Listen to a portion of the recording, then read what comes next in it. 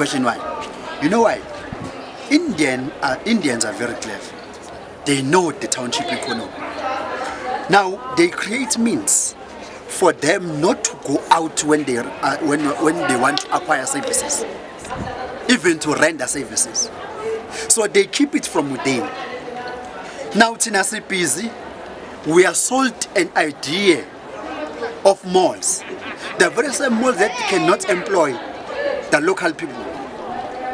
They cannot contribute in terms of social responsibility to the very same community. And an owner of a mall is making millions at the expense of the community. Now that Indian community do not go out during weekends because they do not, if they want to buy something, they buy inside here.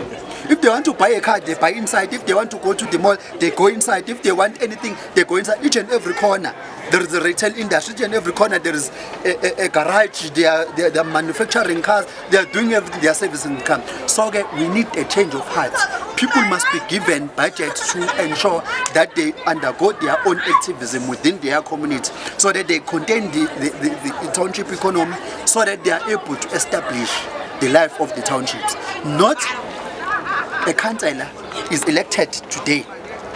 1 year down the line, usesukile lokishini usehlala kumasabhazi. Umphakathi awusakwazi umbona ubonwa ngeappointment.